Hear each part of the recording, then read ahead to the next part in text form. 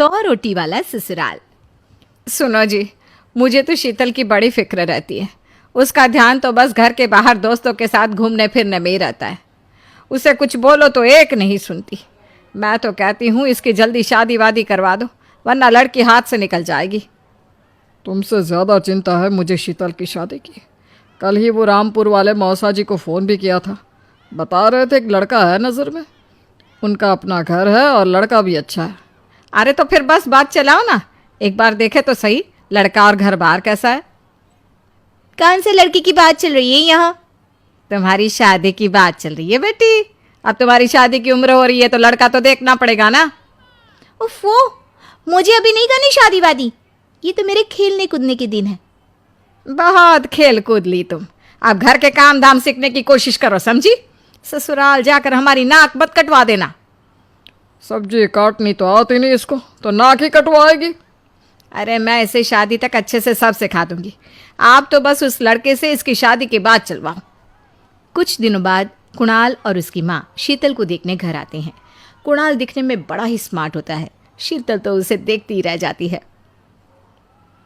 देखो जी, हमारी कोई डिमांड तो है नहीं, बस हम चाहते हैं कि लड़की घरेलू हो, घर के सारे कामकाज संभाल ले। अब आपके परिवार में तो बस 3 ही लोग हैं, पर हमारा तो खूब भरा पूरा परिवार है। बाकी हमें लड़की के घूमने फिरने दोस्तों से मिलने से कोई दिक्कत नहीं है।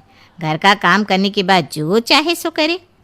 अरे वाह, ये तो इतने बढ़िया लोग हैं। लड़का भी इतना स्मार्ट है और ऊपर से इन्हें मेरे घूमने फिरने से भी कोई दिक्कत नहीं है। हे भगवान, तूने तो बिना मांगे ही मुझे सब दे दिया। बताओ जी, और क्या चाहिए हमें? हमारी तरफ से तो रिश्ता पक्का है जी। बस फिर तो हंसी खुशी शीतल और कुणाल की शादी हो जाती है। शीतल मन ही मन बड़ी खुश होती है और उसी खुशी के साथ वो अपने ससुराल में कदम रखती है। आओ बहू, तुम्हारा अपने ससुराल में स्वागत है। ये मिलो अपने परिवार से। ये तुम्हारे ससुर जी, तुम्हारी ननद सुनीता और गीता, सुनीता के पति राजेश और उनके 2 बच्चे राजू और चिंटू। ये ना हमारे साथ यहीं रहते हैं। ये तुम्हारी दादी सास है और बाकी लोग अभी बाहर गए हुए हैं। इतने सारे लोग, ये सब यहीं रहते हैं इस घर में? अरे अभी तो मेरे देवर देवरानी और उनके 3 बच्चे यहाँ नहीं है।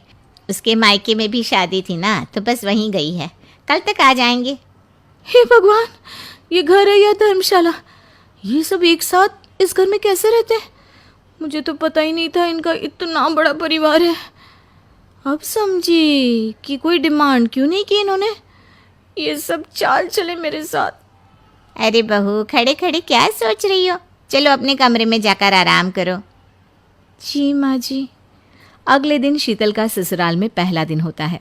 शीतल रसोई में जाकर सबके लिए खीर बनाने लगती है। तभी उसके ननद सुनीता आती है। अरे वाह भाभी, आज क्या बना रही हो? बस दीदी, आज वो पहली रसोई है ना, तो खीर बना रही थी। अरे भाभी, ये खीर वीर रहने दो। घर में 4 लोगों को शुगर है और कुछ लोग मीठा ही नहीं खाते।